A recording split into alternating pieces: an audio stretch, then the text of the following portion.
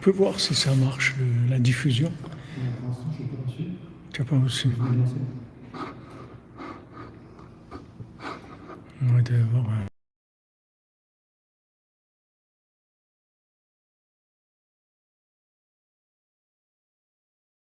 Ça y est? Ah, parce que...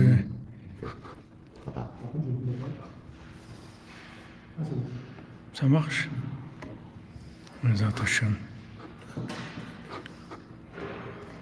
Shalom, shalom, Steven Mann, shalom.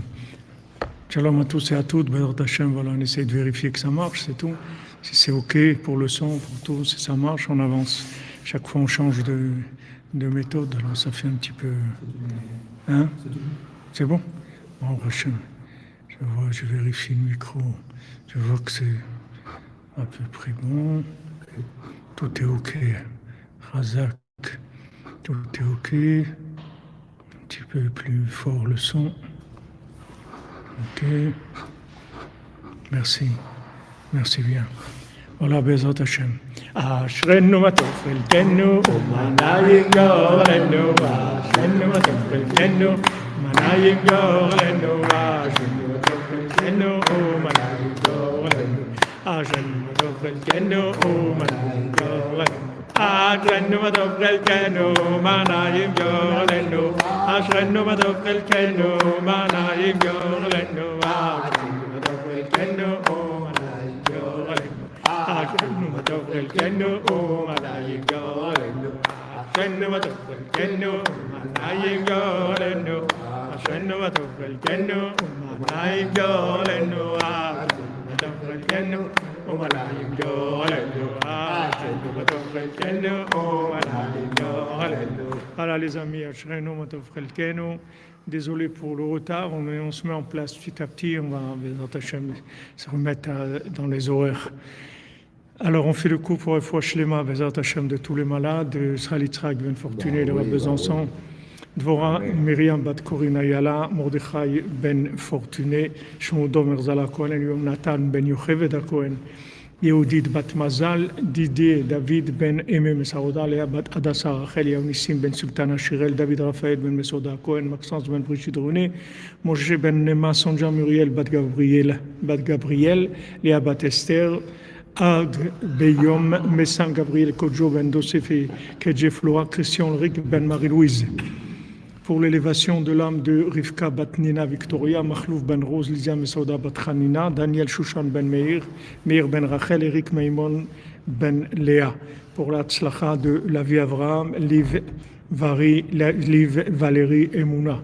Bézat Hashem pour Zivugim pour tous les célibataires, parmi eux pour Fradji Chai Fredi Ben Bachla, Rachel Chaya Colette, Eliaou Ben Marzouk Shalom, Ruben Ben Patricia, Milicia Mazal Bat Myriam, Nathaniel Ben Barbara, Sarah Bat Saraneli, Shoshana Bat Mesauda, Léa Zora Mira Bat Batsheva, Yehuda Ben Stella, Rachel Bat Esther, Shirley Dvorah Bat Sarah.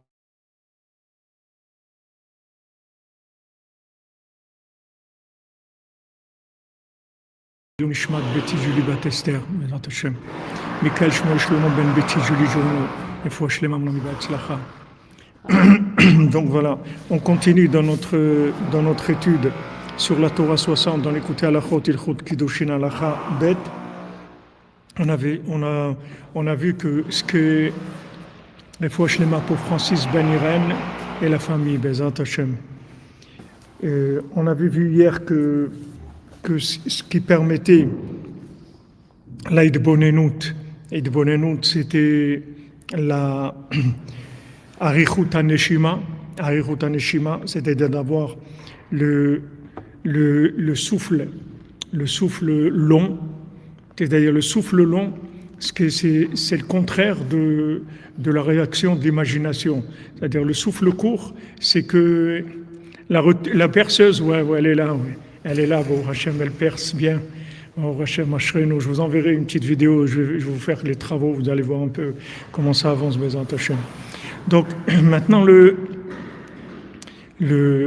l'imagination, qui est l'approche extérieure, c'est-à-dire que ça s'appelle le Sheker Achen Hevei Alofi, c'est-à-dire que quand on voit quelque chose qui a une apparence gracieuse ou une apparence belle, etc., ça déclenche le souffle court, c'est-à-dire ça déclenche une réaction immédiate par rapport à ce qu'on voit. Par exemple, si vous regardez un film et vous voyez une scène par exemple de suspense, une scène de violence ou une scène de vous n'allez pas réagir 2 heures après sur ça. C'est-à-dire dès que vous voyez, tout de suite, vous avez l'émotionnel qui démarre tout de suite. Donc la particularité de l'imagination, c'est la réaction immédiate par rapport à ce qu'on voit. Maintenant, Rabbeinu, il appelle Idbodedut. Rabbeinu dit Idbodedut, c'est Yishuvadat. Idbodedut, c'est Yishuvadat, ça veut dire que maintenant, on vit des situations, mais on ne réagit pas émotionnellement à la situation.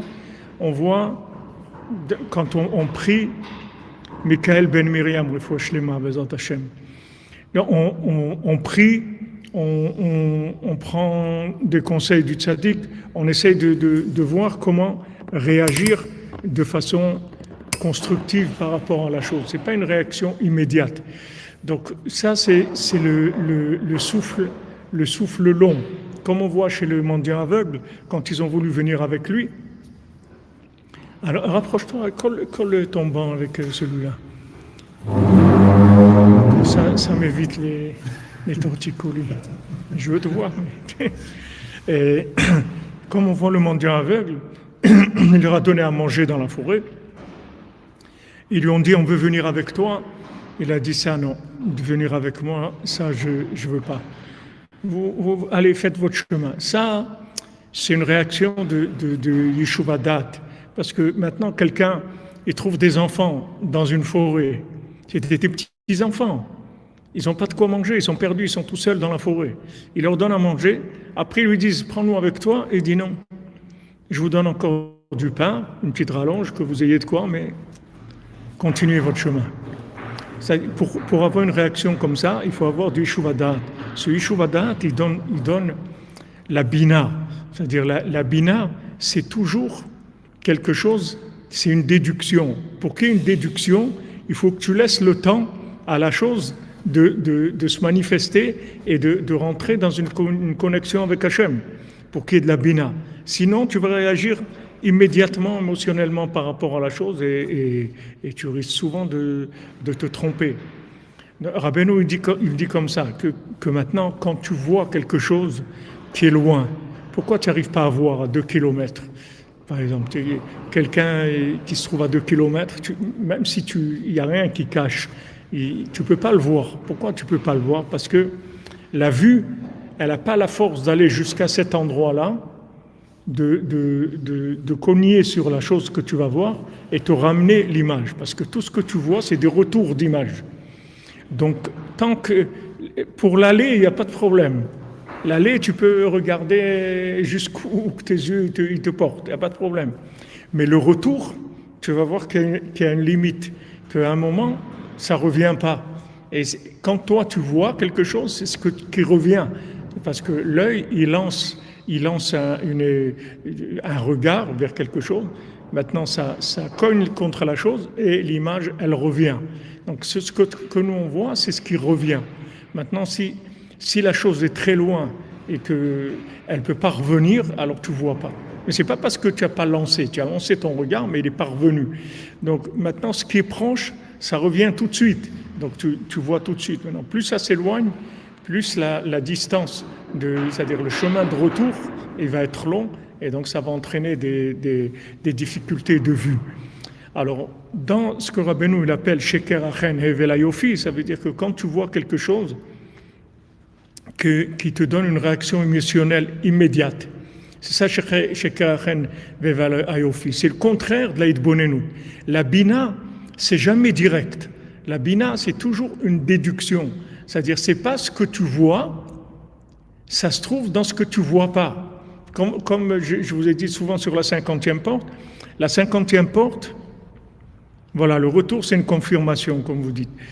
La 50e porte, c'est que maintenant, tout ce que tu vois, c'est pas ça qui est vrai, et ce qui est vrai, tu le vois pas.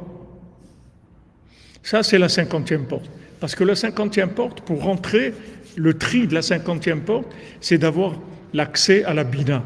C'est-à-dire que si maintenant, le fils du roi qui a été inversé, quand il arrive, donc il faut s'imaginer comment il est perturbé, parce qu'il a été élevé chez la servante, il a été élevé comme un fils de servante. Donc il a été élevé au cinéma, à Hollywood, c'est comme ça qu'il a été élevé. D'ailleurs, le fils de la servante, il se vend pour un sac de pain. Et 1 heure après, ils arrivent dans un endroit où il y a du manger à profusion, tout est gratuit, tout est magnifique et tout. Pour 1 heure, il s'est vendu esclave pour la vie. Pourquoi parce que dès qu'il a besoin, il n'est pas capable d'attendre. Il n'est pas capable d'attendre. Et Rabbeinu dit, toute la tchouva, amten, c'est ça la tchouva, attends. Attends. Il dit, mais attends. Mais je veux, attends. Calme-toi, attends. Donc, dans la 50e porte, tu es obligé d'attendre. Pourquoi? Parce qu'il n'y a rien qui va être évident. Il n'y a rien. C'est-à-dire le fils du roi, il est élevé comme un fils de servante, avec cet émotionnel-là, des trucs qu'on éduque comme ça, parce que ses parents, c'est les parents du faux roi, du fils de la servante. Donc dans l'émotionnel, lui, il a été éduqué comme ça. Donc il ne comprend pas sa vie, il voit, ça ne marche pas, c'est quoi? Je suis inversé, je ressens des choses qui n'ont rien à voir avec ma vie, mais c'est quoi ça? Ou je suis un fils de roi, ou un fils de servante, c'est quoi cette histoire, etc. Ok. On lui dit, va travailler. Va à la foire, là-bas, tu cherches du travail. Dès que tu arrives, on va te donner du travail, tu acceptes. Il met des habits simples, il va à la foire, on lui dit, allez viens, tu vas garder des vaches et tout. Allez, d'accord, il n'a pas le choix. On lui a dit, et il attend. Qu'est-ce qui se passe? Qu'est-ce qui va se passer? Et les animaux se sauvent, et il court derrière les animaux, et il les trouve pas, et il a peur du patron, il croit que le patron il va le tuer, et s'il n'amène pas il s'enfonce dans la forêt de plus en plus jusqu'à qu'il arrive dans un endroit où les animaux, ils ont même plus peur des gens là-bas, ils n'ont jamais vu des êtres humains là-bas. Et là, alors là, ça commence la peur terrible, et il entend les chants tous les rugissements des trucs, des animaux, des bêtes sauvages, tout ça, il a très peur de tout ça. Et après tout ça, il voit qu'en fait, ce qui lui faisait peur et qu'il entendait et tout, c'est parce qu'il voyait à l'envers. Mais après, il s'est rendu compte que c'est un nigoun, c'était une mélodie extraordinaire. Et après, il rencontre l'homme de la forêt et il lui dit, allez, ça y est, maintenant viens, on va commencer ton histoire. Ton histoire, elle commence aujourd'hui. Viens, on va commencer. Il l'amène et il lui dit, voilà, va dans ce pays-là et là-bas, tu vas retrouver ta royauté. Il lui dit, mais où il est ce pays? Il dit, par là-bas, tu vas par là-bas. Et il va vers le pays. Et bien sûr, le fils de la servante, il le suit tout le temps. Il lui dit, mais non, ce truc ne va pas, tu es fou, regarde, il n'y a personne qui est arrivé, pour qui tu te prends et tout. Il sait qu'il doit aller là-bas, c'est tout. Maintenant, il est incapable d'expliquer. Comme je vous ai raconté que quand on avait organisé le premier voyage des femmes à Oman en 1989, c'était le premier voyage au départ de France. Et il y a une dame qui m'avait appelé, une dame très sérieuse, sérieuse dans le système hollywoodien, c'est-à-dire elle avait une chaire à l'université de Paris, je ne sais pas dans quel domaine. Son fils, il était chef de la cellule trotskiste-léniniste à Paris. Enfin, des gens te demandent comment. Mais à l'époque, on faisait des affiches A3 comme ça, on envoyait à Paris, les amis allaient, ils les collaient dans les boucheries, tout ça. Elle est passée devant une boucherie, elle a vu ça, elle a vu Ouman. Elle m'a téléphoné, elle m'a dit, voilà, je veux m'inscrire pour le voyage, etc., Ouman. Je lui dis, mais on n'est pas 10. S'il n'y a pas 10 femmes, on ne pourra pas. Il nous faut un groupe, sinon ça ne serait pas. Elle m'a dit, je ferai tout, je vais chercher, ne vous en faites pas, il faut faire ce voyage, etc. Moi, je veux absolument aller à Ouman. Après, elle me dit, mais c'est quoi Ouman? Elle dit, je ne sais même pas ce que c'est. J'ai dit, mais c'est la tombe de Rabbi Nachman en Ukraine. Elle me dit, ah bon? Elle m'a dit, dès que j'ai vu que ce mot-là, Ouman, j'ai su que je dois aller là-bas. C'est tout. Maintenant, je vous dis, je ne sais même pas ce que c'est, mais c'est un appel tellement fort, je sais que je dois aller là-bas, c'est tout. Et elle est venue, on a fait le voyage, elle est venue en moi, cette dame-là. Mais ça, c'est la bina. La bina, c'est l'appel de l'âme. Maintenant, si tu veux que ton âme, elle te parle, il faut que tu parles, toi, avec Hachem. Nafshi yatsiar bedabero, mon âme, elle sort quand je commence à parler avec Dieu. Je parle avec Dieu, à ce moment-là. Le dialogue avec Dieu, c'est ça l'énergie de l'âme. Chaque fois que tu parles avec Dieu, c'est ton âme qui s'exprime. Donc quand tu laisses ton âme s'exprimer, après elle va commencer à te faire des appels de phare quand il y a des choses. Comme sur la route, ils allument les phares pour te dire qu'il y a la police ou truc, fais attention, ne roule pas trop vite. Elle va commencer à t'envoyer des infos. Ne va pas là, fais comme ci, fais comme ça. Parce que tu lui donnes la force d'expression. Donc cette force d'expression, ça va être de la bina. Il n'y a personne qui peut te comprendre. Parce que tu ne peux pas expliquer ça. Dis à quelqu'un, explique-moi qu'est-ce que tu fais à Ouman, tu ne peux pas lui expliquer. Il vient, tu lui fais le bilan de ce qu'il y a et tout, mais il n'y a rien là-bas. Qu'est-ce qu'il y a? Il n'y a rien par rapport à Hollywood, il n'y a rien. Mais la bina, elle travaille de façon extrêmement engagée. Elle travaille à une vitesse très très grande. Donc cette bina, la bina, c'est le contraire de Kotser Ruach. C'est le contraire du souffle court. En Égypte, ils avaient Kotser Ruach et Avoda Kasha. Ils avaient Kotser Ruach, ça veut dire ils avaient le souffle court, parce qu'ils étaient avec Paro. Paro, comme on a vu, c'est le Horef, c'est la nuque. Voilà, la nuque. On avait vu 3 définitions là-bas. Il parle de Paro et Horef. On avait vu plusieurs définitions, on l'avait donné à Rabbi Nathan. Oui, c'est la force exceptionnelle, Pascal Cohen-Bakri. C'est la Géoula, le Bina. C'est la délivrance. Une fois que vous avez la Bina, tout avance. Vous n'avez besoin de rien au niveau compréhension. Merci Vincent Funet pour le Neder et pour liquer le coup. Donc, cette Bina-là, c'est pas quelque chose qui s'explique parce que le cerveau, il est complètement aveugle par rapport à la Bina. Le cerveau, il fonctionne qu'avec des données préenregistrées. Le cerveau, il n'est pas du tout créateur. Le cerveau, il associe des choses, c'est tout. Il enregistre et lui, il est aveugle, le cerveau. Le cerveau, il n'a pas de rapport avec le monde. Le cerveau, il reçoit des infos des 5 sens. Tout ce qu'il a, le cerveau, soit tu l'as entendu, soit tu l'as vu, soit tu l'as senti, soit tu l'as goûté, soit tu l'as touché. Voilà les 5 accès d'où il reçoit des infos.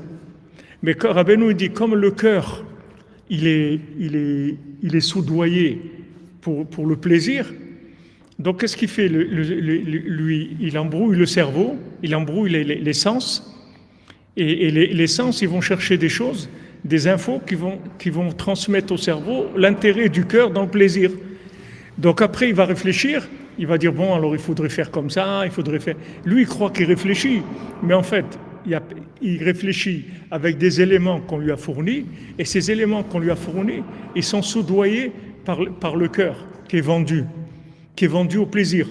Donc, on ne peut pas sortir. Maintenant, le cerveau, il peut recevoir soit de l'imagination, c'est-à-dire de l'association des éléments qui viennent des 5 sens. C'est pour ça qu'on a, comme dit Rabbi Nathan, on a les 5 livres de la Torah, on a les 5 Mizmor Tehilim, et on a les 5 sens. Et les livres de la Torah et les livres des Tehilim, c'est ça le tikkun des 5 sens. C'est-à-dire que si tu n'as pas ça, les 5 sens, ils t'envoient dans tous les sens. Tu pars en vrille dans tout, parce que tu crois que tu as compris des choses, mais celui qui t'amène l'info, c'est un agent double. Il n'est pas vrai. Il travaille pour l'ennemi. Il travaille pour le plaisir de ce monde. Donc les infos, elles sont fausses. Donc maintenant, qu'est-ce que le tikkun de ça? C'est tu fais quoi? Tu rentres dans la Emouna. Avec la Emouna, tu remplis ton cerveau avec des notions qui ont été vérifiées par le tzaddik. Donc maintenant, au lieu que c'était 5 sens, parce que les gens ils croient que quand ils réfléchissent, ils sont libres.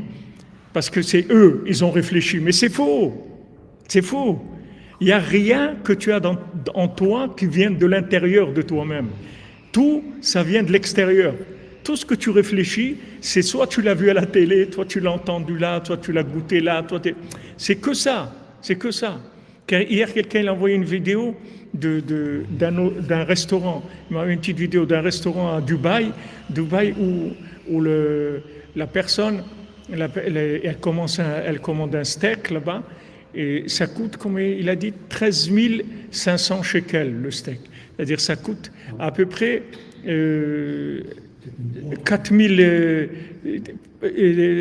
000 et quelques euros. 3 000 et quelques euros le steak. Alors le gars, il est assis et maintenant il y a quelqu'un qui arrive avec un chariot, avec une boîte, avec 2 gardes comme ça, avec des mitraillettes comme ça. Ils accompagnent le serveur. Et le serveur, il ouvre la boîte et il y a plein de lumière comme ça. Et dedans, qu'est-ce qu'il y a? Un steak.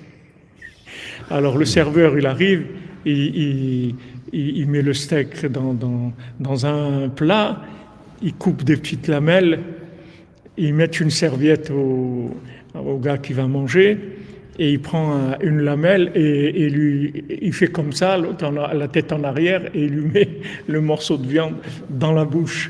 Et il dit, ouais, c'est bon, tout ça, etc. Voilà ce qu'il y a dans ce monde. Pour ça, il a payé 3 500 €, alors qu'il y a des gens, ils n'ont pas de quoi manger dans ce monde.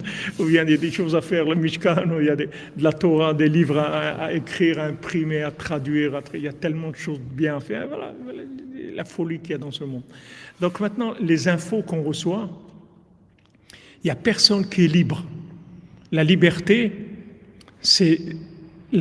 dans ce monde, elle n'existe pas. Mais par contre, il y a un monde de liberté qui est dans l'autre monde. Après la mort, c'est un monde de liberté. Maintenant, on peut vivre dans ce monde, connecté au monde de la liberté et recevoir des infos de là-bas. Mais les infos que tu reçois de ce monde, les infos de ce monde, c'est toujours des infos qui viennent de la cuisine de ce qu'il y a dans ce monde-là. C'est tout. Donc tout ce que tu peux apprendre ici, c'est toujours des choses qui sont expérimentales de ce monde, c'est tout. C'est tout. Et en plus, qui sont déviées par des intérêts. Tu crois que celui qui veut te vendre du dentifrice, il en a à faire quelque chose de tes dents, qu'elles soient bien ou pas? Il n'a rien à faire de tes dents. Seulement lui, il doit vendre du dentifrice. Et comment il va te vendre du dentifrice? Il va dire, voilà, ça garde le truc, ça empêche l'infection des gencives, ça fait des... Mais tout ça, c'est pas vrai. C'est pas vrai. Toi, tu crois qu'il t'aime. Tu vois la pub, tu crois que... Attention, faites attention à votre santé, faites attention à vos dents. Il n'a rien à faire. Lui, il fait attention à son portefeuille, c'est tout. Il n'a rien à faire du tout. De toi, ni de ta santé, ni de tes dents, ni rien. Qu'est-ce qu'il a à faire? Lui, il veut te prendre ton argent, c'est tout. Maintenant, tout ce qu'il y a dans ce monde, c'est comme ça. Tout, c'est comme ça. Il n'y a personne qui va te vendre quelque chose où tu vas voir échantillon gratuit. Tu crois que ça existe quelque chose de gratuit dans ce monde? Ça n'y a rien de gratuit dans ce monde. S'il te donne gratuit, c'est parce qu'il va te prendre 2 fois ce que ça coûte. Sinon, il ne te donne rien de gratuit. Il n'y a rien de gratuit. Gratuit, c'est que le tzaddik qui a besoin de rien, qui a besoin de personne. Lui, il est gratuit. Tous les autres, ils ont des intérêts. Donc, tu l'écoutes à lui. C'est très simple.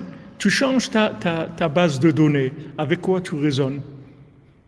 Tu mets des éléments qui sont déjà vérifiés, comme venant du monde, du monde libre.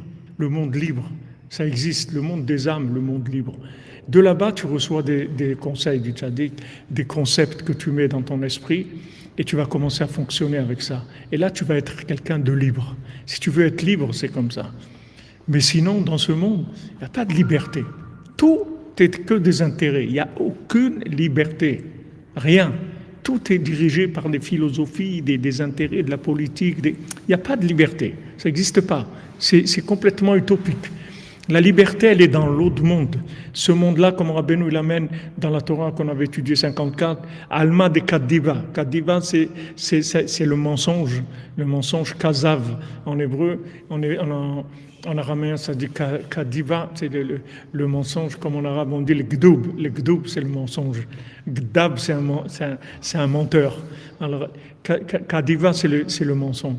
Maintenant, il y a un monde de vérité, il y a un monde libre, c'est l'autre monde.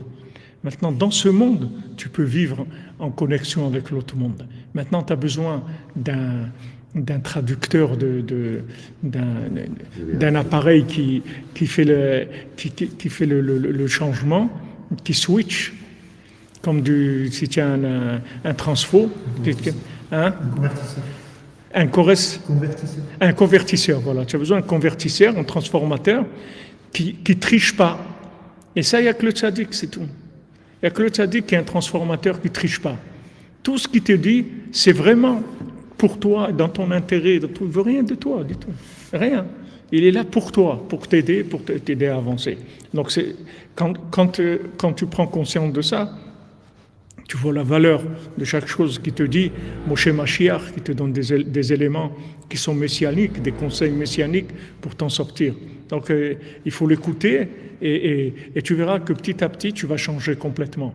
Parce que ces éléments qui vont rentrer en toi, ils vont te travailler de l'intérieur et tu vas changer complètement. À ce moment-là, tu peux commencer à rentrer dans le monde de la bina, dans le monde de la déduction, mais c'est de la bina encadrée. Tu ne vas pas te perdre.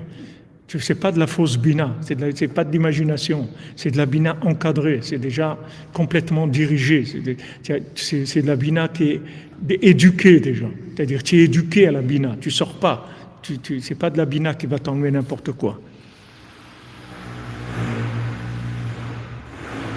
148 volts, la tension qu'il vous faut, Razak, Ravak, Michael, Razak.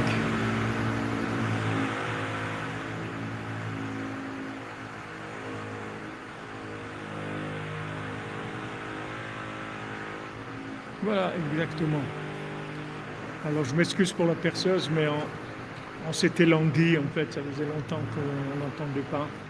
Et voilà, ça travaille au Mishkan. Baruch Hashem, merci pour tous ceux qui nous aident et tous ceux qui participent. Et Bezrat Hashem, on va essayer de lancer une campagne comme ça sur Internet. Peut-être j'ai pensé à ça pour une petite participation de chacun qui permette de finir avec beaucoup de monde. Mon cher Rabbeinu, il voulait pas,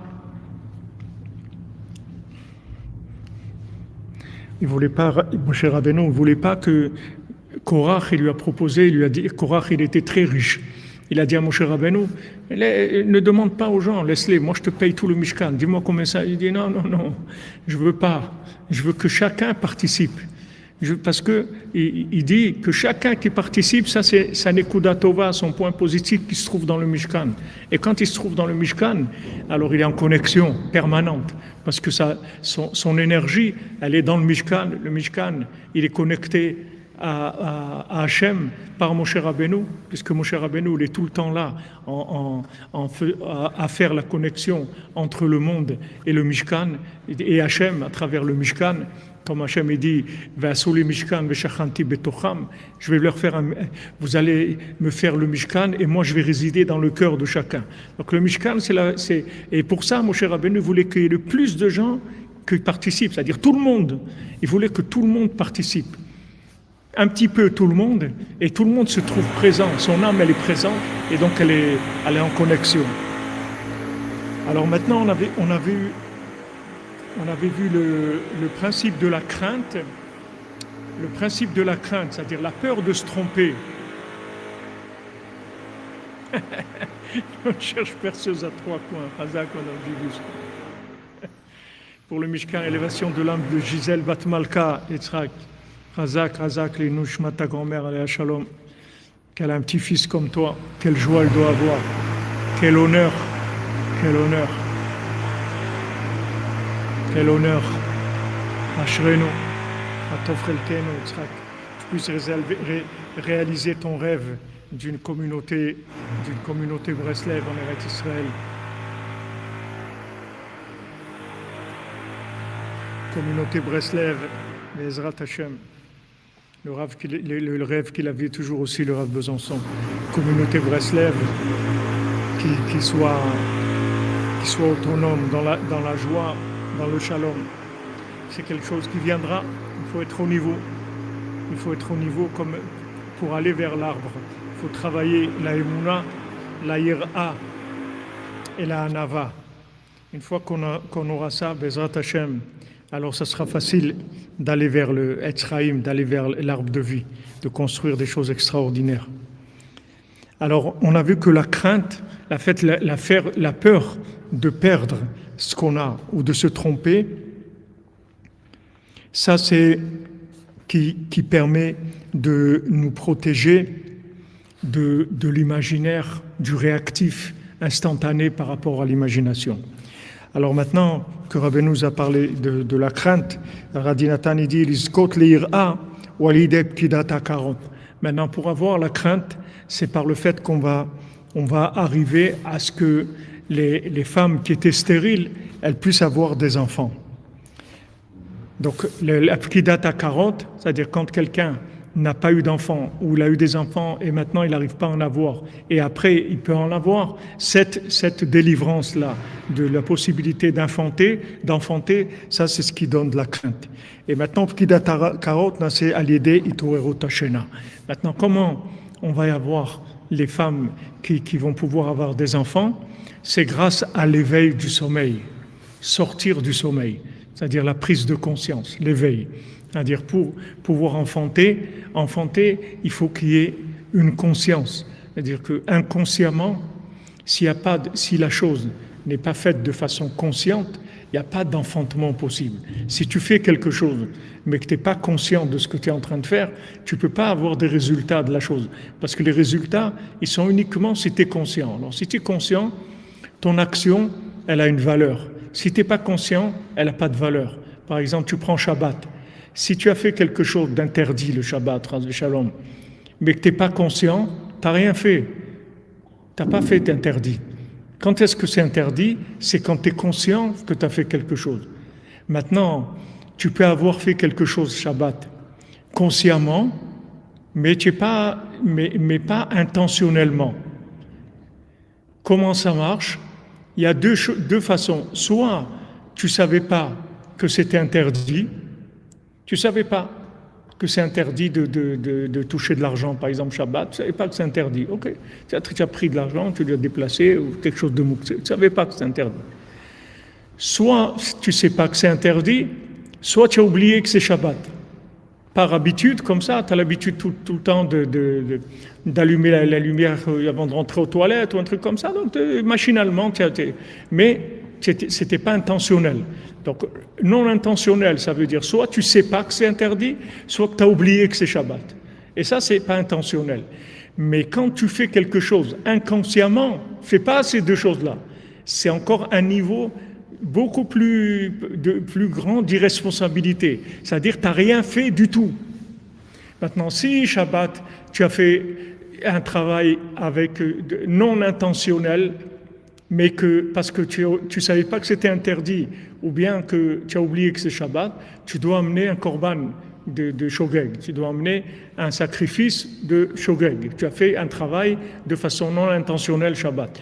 Mais si maintenant tu as fait quelque chose, par exemple tu t'es tourné dans ton lit et tu as fait tomber ton coussin, et ton coussin en tombant, il a allumé la lumière avec un espèce de truc là qui s'allume avec le pied, il est tombé et il a allumé la lumière, tu n'as rien fait du tout. Parce que dans ce que tu as fait, ça n'avait aucun rapport avec ce qui s'est passé. Ou bien tu voulais te toucher ta kippa, ou tu as mis ta main derrière la tête, ça a touché un interrupteur et ça a allumé. Tu n'étais pas conscient que tu vas allumer l'interrupteur, d'accord? Donc ça, c'est rien, ça s'appelle mitasek. Ça veut dire que tu étais occupé à faire quelque chose, et ça, c'est venu là. Et là, il n'y a pas de korban. Tu n'amènes pas de sacrifice pour demander pardon. Donc toute l'importance de l'acte, c'est la conscience. C'est avec ça qu'on mesure l'acte. Comme si maintenant, tu es en train de dormir et tu fais une mitzvah en dormant, tu n'as pas fait la mitzvah parce que tu dors. Donc, qu'est-ce que tu as fait? Tu n'as rien fait du tout, tu ne sais même pas ce que tu as fait. Donc, il y a quelqu'un que tu vois, un somnambule, il va faire quelque chose, et en fait, il n'a rien fait parce qu'il est en train de dormir, donc il n'a rien fait du tout. Il n'a pas fait une mitzvah parce qu'il dormait complètement. Et il y a les gens qui dorment debout, c'est-à-dire des zombies, des gens, ils sont vivants, mais ils sont inconscients. Ils sont inconscients. Donc, en fait, ils dorment. Donc, ce qu'ils font, c'est stérile. C'est-à-dire qu'il n'y a pas de résultat. Il n'y a pas de résultat. Donc, c'est la stérilité en général et en particulier les naissances mamaches de donner vie à des enfants. D'accord? C'est-à-dire pour qu'une femme, elle puisse avoir des enfants, ou pour quelqu'un, il puisse se marier, c'est la même chose, il faut du da'at, il faut de la conscience. Parce que la conscience, c'est ce qui se rapproche les éléments qui sont éloignés. Pour rapprocher un homme et une femme, il faut du da'at. Comment c'est écrit? Vayeda Adam et Ishto. Il a connu sa femme. Comment il a connu sa femme? Parce qu'il a eu un da'at. Ce da'at-là, il lui a permis de reconnaître son épouse, qui est le contraire de lui-même. Comment il va rencontrer? Normalement, c'est qu'il ressemble, s'assemble. Il va vers des choses qui lui ressemblent. Mais maintenant, de rencontrer son épouse, c'est son opposé à lui. Mais il va comprendre que cet opposé à lui, c'est lui-même, en opposé. Mais pour rapprocher deux choses comme ça, les tenir ensemble, deux êtres opposés, il faut du da'at. Ce da'at, ça va joindre les opposés et ça va rendre deux, un. C'est ça le principe de la naissance. La naissance, c'est qu'un enfant, il vient du fait qu'il y a une union entre masculin et féminin, entre le soleil et la lune, ça va donner un enfant. Donc ça, c'est dans tout ce qu'on vit. C'est pas que le mariage et l'enfantement. C'est dans tout ce qu'on vit dans la vie. Si on veut produire quelque chose, si on veut, comme on dit, que ça fasse des petits, que ça se développe, il faut toujours qu'il y ait un niveau de conscience qui soit approprié au projet qu'on veut réaliser. S'il n'y a pas de conscience, il n'y a pas de résultat. Et même s'il y a des résultats, c'est des résultats imaginaires, il n'y a rien, ça ne tient pas. Pour que ça tienne, il faut entretenir tout le temps le da'at. Voilà, exactement. Voilà, une conséquence déclenchée involontairement, non maîtrisée du tout, inconsciente. Donc ça n'a pas de valeur.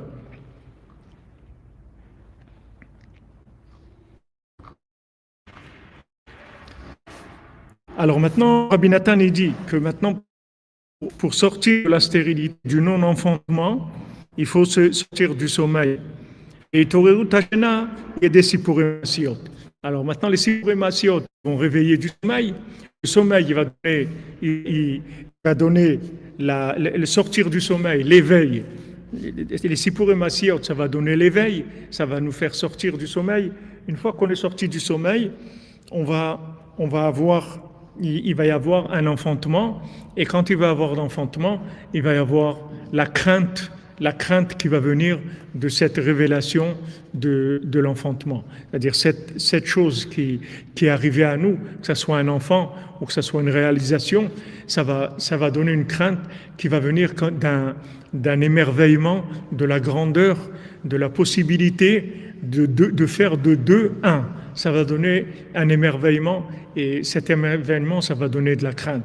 En même temps, l'émerveillement de voir que de deux qui étaient tellement opposés, on est arrivé à faire un, comme nous, que notre corps et notre âme, ensemble, sont arrivés à faire des choses tellement extraordinaires dans ce monde, à voyager chez le tzaddik, à prier, à étudier, à faire du bien, à se déplacer pour des mitzvot, à faire des choses tellement extraordinaires, par le fait que notre corps et notre âme, ils sont liés. Donc ça donne une révélation de quelque chose de merveilleux.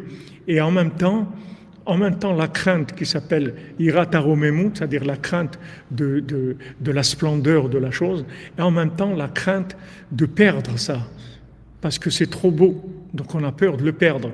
Si quelqu'un n'a pas peur de perdre ce qu'il a, c'est qu'il est inconscient. C'est l'une définition d'un fou.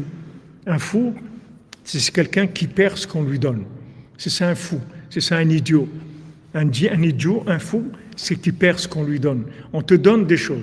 t'a donné des choses, on te donne la conscience du tzaddik, tu viens à Ouman, tu es à Ouman, tu sais ce que ça veut dire, combien de gens sur Terre ils sont à Ouman, tu les vois ici, combien de gens qui sont à Ouman, combien de gens ils peuvent venir à Ouman, c'est quelque chose qui est c'est la chose la plus élevée qui existe, mais quand tu es là, il faut demander au tzaddik qu'il te rende conscient de ce que tu as, parce que si tu n'es pas conscient de ce que tu as, comment tu veux tirer de ça des naissances?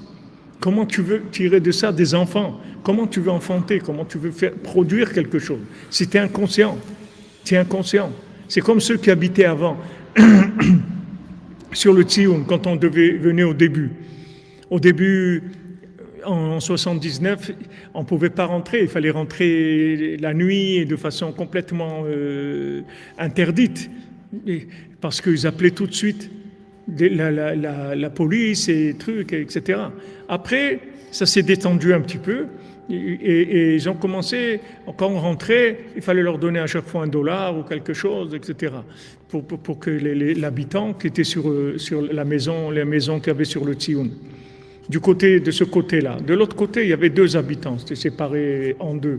Comme aujourd'hui, là où il y a les femmes et les hommes, alors cette séparation-là, qui est entre les hommes et les femmes, là où il y a la cabane, alors là, c'est la séparation entre les 2 maisons, à l'intérieur. Le Beth Midrash qui est à l'intérieur était séparé en 2. Il y avait un couple qui habitait là, les deux des gens âgés, qui habitaient du côté droit et de ceux du côté gauche. Ceux du côté gauche, ils n'étaient pas très gourmands au point de vue argent, mais le Tsioun, il n'était pas dans leur cour à eux. Il était dans la cour de premier, mais eux, ils demandaient toujours un peu d'argent. Ils demandaient un peu d'argent tout le temps. Mais eux, tu crois qu'ils ont été une fois à Ouman sur le kéver de Rabbeinu, ils habitaient dessus. Tu crois qu'ils ne peuvent pas parce qu'il n'y a pas de lien, il n'y a pas de conscience, donc il n'y a rien, ils dorment complètement. Mais c'est la chose qu'il faut demander à Rabbeinu. Il faut demander à Hachem, il faut demander à Rabbeinu, je le tzaddik, s'il te plaît, réveille-moi, que je sois conscience de la grandeur de la chose. Maintenant, quand tu vois par exemple Rabbi Nathan, tu vois comment lui, il réagit par rapport à Rabbeinu. Tu te dis, waouh, c'est parce que tu vois un élève, comment il voit. Et ça, c'est extraordinaire. Quand tu vois l'élève qui a été complètement mousmach de Rabbeinu, c'est-à-dire que Rabbeinu lui a donné complètement son souffle, qu'il a dit, lui, c'est moi. Rabbi Nathan, c'est moi, sachez-le. Maintenant, tu as un mérite extraordinaire que tu as un Rabbi Nathan, que Rabbi Nathan, quand tu le vois, à Rabbi Nathan, tu vois quelqu'un qui a vu le tzaddik, mais c'est un élève. Donc c'est un retour déjà. Et ça c'est extraordinaire. Il te dit voilà, sache que le Tzion de Rabbeinu, on ne peut même pas parler, on ne sait pas ce que c'est. Il dit je ne sais rien, c'est trop très élevé, je ne peux pas parler de ça. Mais une chose je sais, c'est que je dois y aller tout le temps. C'est tout. Je dois y aller tout le temps, prier, tout le temps être là-bas. Et chaque fois qu'il a des problèmes, il dit on va aller prier. Ou il dit demande à Rav Naftali qui habite à Ouman, va prier sur le Tzion de Rabbeinu, va demander, etc. Puis c'est des gens qui étaient conscients à leur niveau de ce que c'était le Tzion de Rabbeinu. Mais il te dit, savoir ce que c'est le Tzion de Rabbeinu, je ne sais pas. Donc le Tzion de Rabbeinu, c'est purement Maasiyat en lui-même. Tu ne peux pas savoir ce que c'est. Mais tu peux sentir la crainte. Tu peux sentir, waouh. Tu ne vas pas commencer à faire des bêtises, à commencer à raconter n'importe quoi là-bas, à commencer à faire le fou à côté du Tzion de Rabbeinu. C'est le Tzion de Rabbeinu, c'est l'endroit le plus élevé qu'il y a dans le monde. Il y a une crainte énorme. Moi, j'étais avec Rav Nachman Roussicher à la Vachalom. Mais j'étais 15 ans avec lui, je suis venu à Ouman tout le temps avec lui, à Rosh Hashanah, Hanouka, Rosh Chodesh Nissan, Shavuot, tout le temps j'étais avec lui à Ouman. Mais jamais je l'ai vu toucher le Tzion de Rabbeinu, jamais. Il restait toujours à 2 mètres et tremblait de s'approcher. Pourtant, il avait 80 ans, il est né à Ouman, ou il est né à Khameninski à côté, il a fait sa bar mitzvah à Ouman, il s'est marié à Ouman, il a vécu à Ouman, il était à Ouman à Rosh Hashanah avec les Breslevers avant 39-45. Il a connu le Ouman, le grand Ouman, des grands moments, etc. Pas le Ouman d'Arabie Nathan, mais de générations après. Tu vois, jamais s'approcher. Il avait une peur terrible. Et pourquoi il sentait cette crainte-là? Comme il dit ici, parce qu'il était réveillé, c'est tout. Il était éveillé sur la valeur de la chose. Comme on dit à quelqu'un, mais tu es inconscient, tu ne te rends pas compte de ce que tu fais.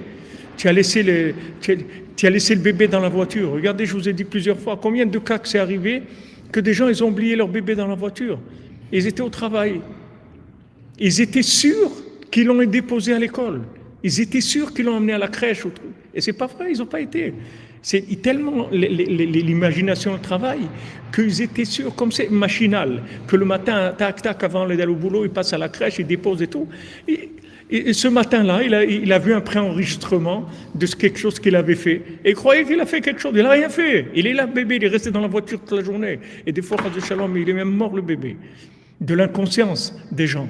Mais tu n'es pas conscient, mais il faut demander à Hachem. C'est le principal, c'est d'être éveillé. D'être réveillé. Tu touches des choses. Tu touches des choses comme la Gemara, elle dit. Il y a des gens qui sont riches, mais jamais ils profitent de leur argent. Moi, j'ai connu quelqu'un que je louais un local à Jérusalem. C'était quelqu'un, il avait, déjà là où j'étais, il avait 20 magasins. Et il avait des trucs. Mais tu le voyais comment il vivait. J'ai été chez lui une fois pour signer un contrat. Il vivait comme vraiment un mendiant. C'est-à-dire rien, il n'avait rien. Jamais il allait en vacances. Je parle par rapport à quelqu'un qui est dans ce monde. Je parle pas. C'est pas quelqu'un qui était dans la Torah ni rien. C'est un commerçant. Mais jamais.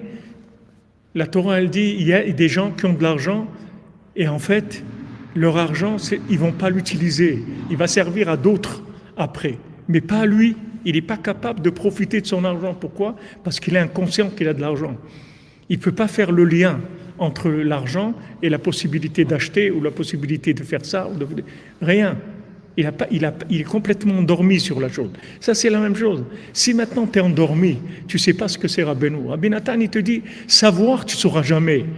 Mais seulement, entre rien et tout, il y a des milliards de niveaux. Tu comprends? Donc, tu dois te conscientiser au maximum pour avoir le rapport valable. Donc, ça va te donner de la crainte. La crainte, c'est une chose, c'est la crainte de la grandeur, l'émerveillement. Comme on fait des bénédictions, par exemple, si tu vois l'Himalaya ou tu vas aux chutes du Niagara, un truc comme ça, tu fais une bénédiction parce que tu vois des merveilles du monde, des trucs, waouh, où tu vois l'océan, des trucs, tu vois des merveilles du monde. Et il y a il y a deux craintes, la crainte de la grandeur de la chose et la crainte de perdre la chose parce qu'elle est merveilleuse. Donc tu as peur de la perdre. Donc ça, c'est deux niveaux de crainte qui sont toutes les deux liés à la conscience. C'est lié à la conscience. Maintenant, quand il y a conscience, il y a naissance. Et quand il y a naissance, il y a la crainte. Il y a la crainte qui vient.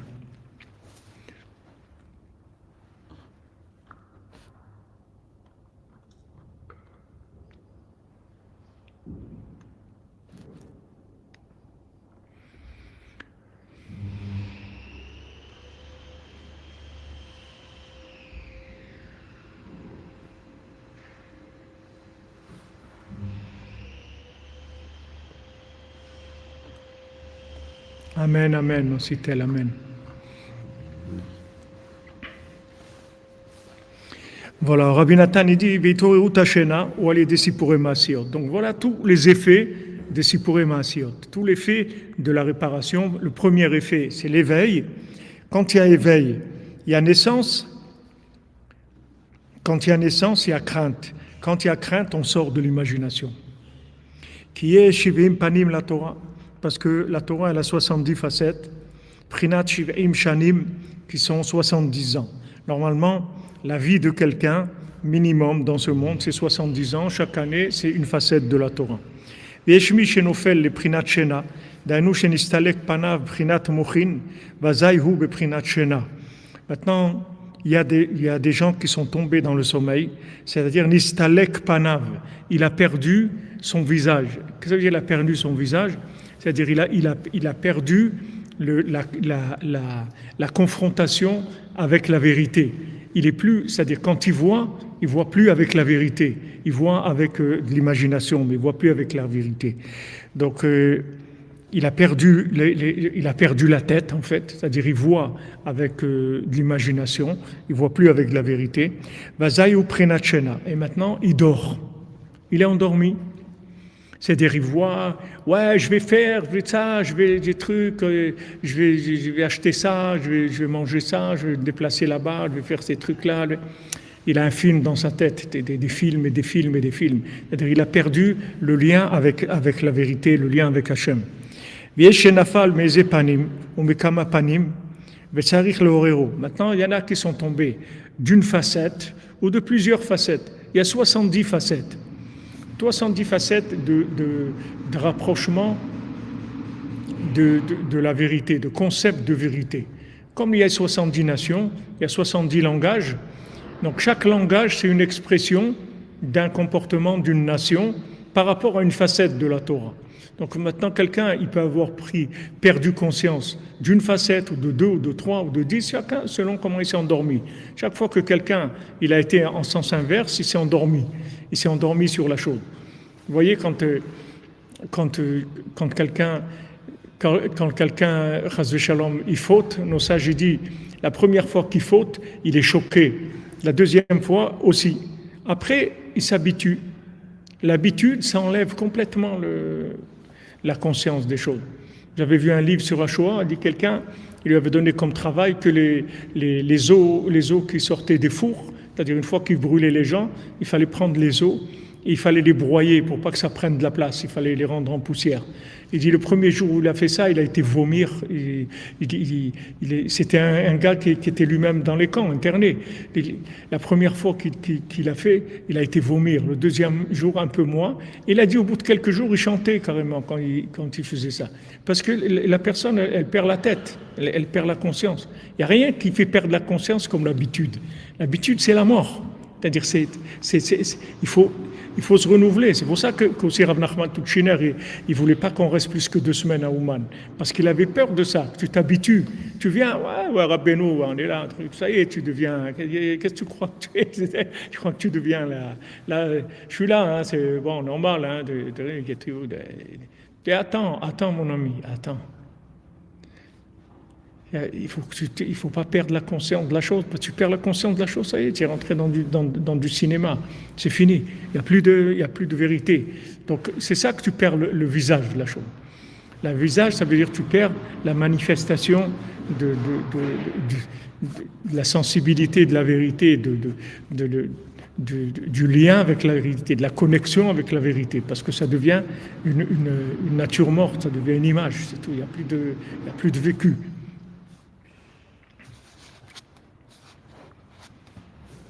C'est équilibré, vous dites 140 ans au total, 148, il nous faut un petit peu quand même, il faut qu'on en prenne le temps de vivre un petit peu. Il nous faut 148 minimum. Mais Bezrat Hashem, bientôt il va y avoir la révélation de la Torah de Rabbeinu, où la mort elle va disparaître complètement. On va passer directement à la vie éternelle. V'yeshmi shenofel le prinat shena, d'aynu salek panav. Prinat mochin, vazayu prinat shena. Veyesh nafal mezepanim, ou mekama panim, vetsarich leoriru. Il y en a qui est tombé de plusieurs visages, c'est-à-dire de plusieurs aspects, et maintenant il faut le réveiller. Par exemple, il y a des gens qui ne sont pas conscients sur le mariage, des gens qui ne sont pas conscients sur la nourriture, des gens qui ne sont pas conscients sur l'argent, des gens qui ne sont pas conscients sur les enfants, des gens qui ne sont pas conscients sur ce qu'ils regardent, sur ce qu'ils entendent, sur ce qu'ils mangent, sur ce qu'ils touchent, sur le voyage. C'est des consciences, tout ça c'est des facettes de conscience.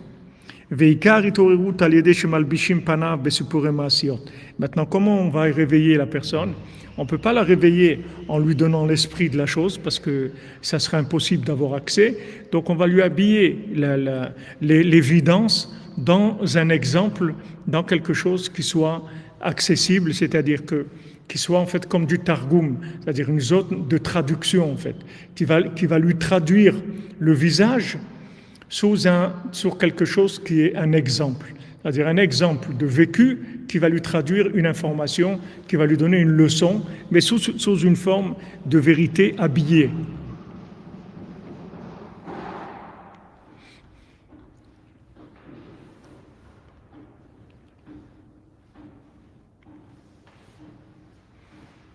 Amen, amen, que tout le monde puisse venir, Bezat Hashem. Pour le Mishkan, le sang de Gisèle Batmalka, Bezat Hashem Yitzhak. J'ai vu, je suis revenu, les messages sont revenus là.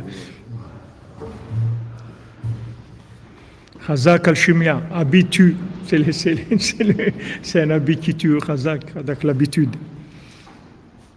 Ou Michelon Nafaradain, Mikola Shevim Panim la Torah. Celui qui n'est pas encore tombé des 70 facettes de la Torah, c'est-à-dire des 70 facettes de la vérité qui se révèlent à travers tout ce qu'il y a dans ce monde, donc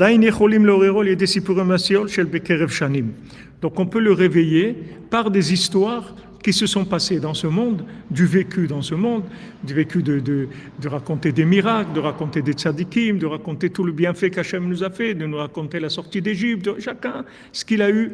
Avec ça, on va le réveiller par rapport au visage qui s'est éteint chez lui, parce que il a en lui d'autres aspects qui sont éveillés. Donc comme il a d'autres aspects qui sont éveillés, il a une connaissance de l'éveil déjà, mais par rapport à certaines choses. C'est-à-dire, il y a des gens, par exemple, l'argent, ils sont très honnêtes, ils font très attention, etc. Mais par exemple, ils vont faire du lachon hara. Mais dans l'argent et tout, c'est des gens, jamais ils voleront, jamais ils vont mentir dans l'argent ni rien. Mais lachon hara, ils sont inconscients. Alors là, tu peux les réveiller en lui racontant des histoires sur le lien du lachon hara et qui va lui faire prendre conscience, parce que c'est quelqu'un qui a l'habitude de la conscience de choses, parce qu'il est éveillé sur d'autres domaines. D'accord ? Donc quand il est éveillé sur d'autres domaines, c'est facile de lui faire prendre conscience de quelque chose, c'est-à-dire c'est possible en tout cas, parce qu'il sait ce que c'est l'éveil. Il a des notions sur lesquelles il est éveillé déjà. Donc s'il y a des notions sur lesquelles on dormit, on va pouvoir lui habiller par rapport à des histoires qui se sont passées dans ce monde. Et avec ça, il va faire la corrélation, il va faire le rapport avec d'autres choses sur lesquelles il est éveillé. Avec ça, il va pouvoir se réveiller. Mais il y en a qui est tombé complètement, c'est-à-dire il est complètement endormi. Il ne sait pas du tout ce que c'est de la vérité. Il est que dans l'imagination. Il n'y a rien de vrai dans sa vie. C'est tout imaginaire. Alors à ce moment-là, on a besoin de le réveiller par des sipurim asiot sheshalim kadmuniot, c'est-à-dire par des contes qui sont antécédents à la Torah, antécédents à ce monde, qui viennent d'une vérité absolue. C'est fini. On ne peut plus l'utiliser le relatif. Il faut quelque chose d'absolu, qui n'a jamais touché ce monde. Une mémoire qui vient d'un endroit qui est avant Bereshit, avant tout.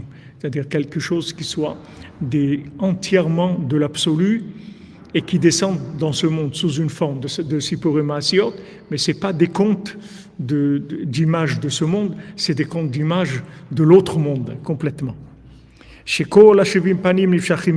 Parce que maintenant, tous les 70 facettes, elles viennent de là-bas. Elles viennent de là-bas. Les 70 facettes de la Torah, elles viennent de ces contes-là. Avant que ça rentre dans les 70 facettes, c'était une chose, Echad, et ça c'était les 13 contes de Rabbeinu. C'est pour ça aussi 13, c'est Gematria Echad, aussi c'est valeur numérique de 1, parce qu'en fait c'est Dieu lui-même dans les contes. J'ai pris Rav Chesed, donc ça c'est Rav Chesed, c'est-à-dire c'est la miséricorde totale, comme on avait vu. C'est pas une miséricorde qui est par rapport aux éléments de ce monde, c'est une miséricorde totale. C'est-à-dire ça ne tient plus compte de ce que la personne, elle fait, où elle est, où elle se trouve. C'est une miséricorde totale, c'est la révélation de Echad, de la nature même, de l'essence d'Hachem, qui est entièrement miséricordieux. Aïn Sham Hetev Hetev.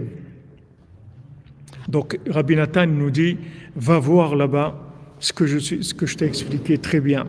Donc ça nous a permis maintenant, Baruch Hashem, avec ces deux résumés, enfin de Rabbi Nathan, ces deux paragraphes qui sont un seul, où il nous a résumé en fait toutes les notions de la Torah 60, qui est extrêmement importante, puisque c'est la Torah sur Sipurim Asiot. Donc vraiment c'est la Torah que Rabbi Nathan lui-même, il dit cette Torah-là, c'est sur les Sipurim Asiot. Donc c'est la seule Torah qu'on a qui est vraiment l'explication de Sipurim Asiot, c'est-à-dire pour l'éveil du sommeil, la prise de conscience. Merci Hervé Torgoman. Ashrenu matov chetkenu, Hashem te bénisse, ton ami, toi et ta famille, que des bonnes nouvelles. Alors voilà, Baruch Hashem, on a eu le mérite de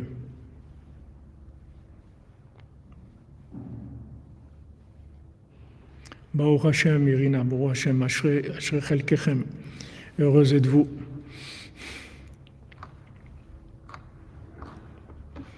Donc le Rabbi Nathan, il nous a fait un résumé de tous les éléments de la Torah, les éléments les plus importants qui ressortent. Et maintenant, après, il va parler Rabbi Nathan de Hanouka, Bezrat Hashem. On va commencer à faire descendre ces éléments-là dont on a parlé.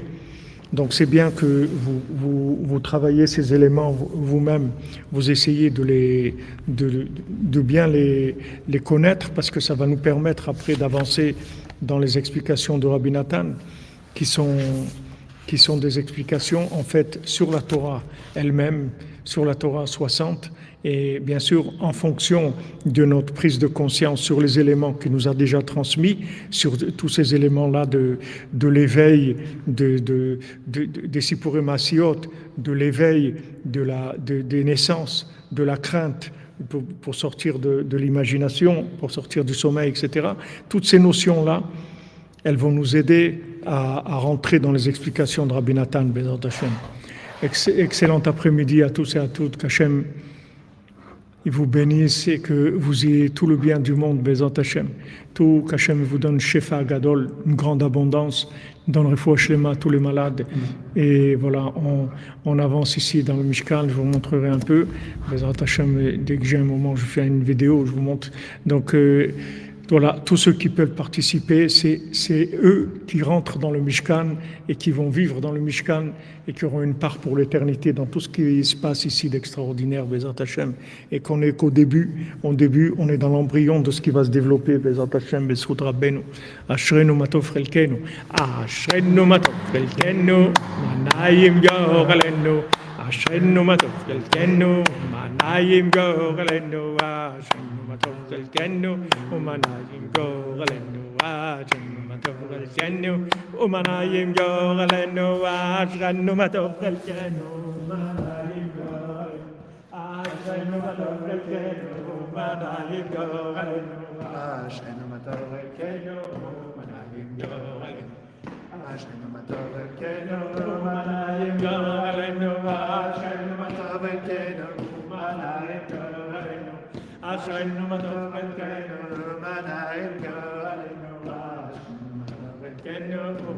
Umanayim yorelenu, Ashrenu matov chelkenu, Umanayim yorelenu, Ashrenu matov chelkenu, Umanayim yorelenu, Ashrenu matov chelkenu, Umanayim yorelenu, Ashrenu matov chelkenu, Umanayim yorelenu. Bon après-midi les amis, Bezrat Hashem, on se retrouve à 4h pour Sipurim Asiyot au Mishkan. Vous êtes invités, Bezrat Hashem.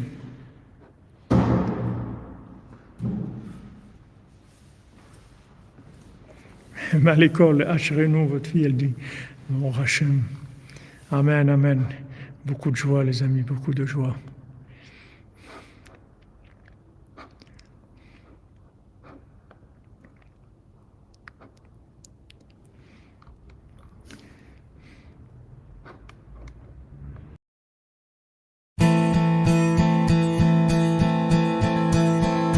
Y a un tzaddik dans le monde n'est pas condamné, il suffit de s'y attacher, tout peut être réparé.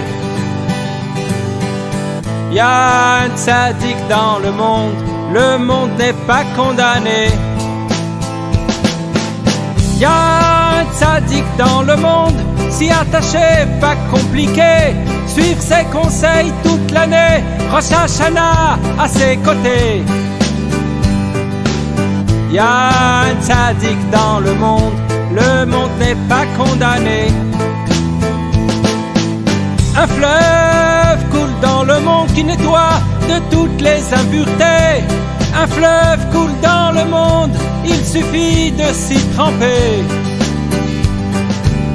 Un fleuve coule dans le monde, il suffit de s'y tremper. Y a un tzaddik dans le monde, c'est lui qu'il faut chercher, même s'il faut faire le tour du monde, sur les mains et sur les pieds.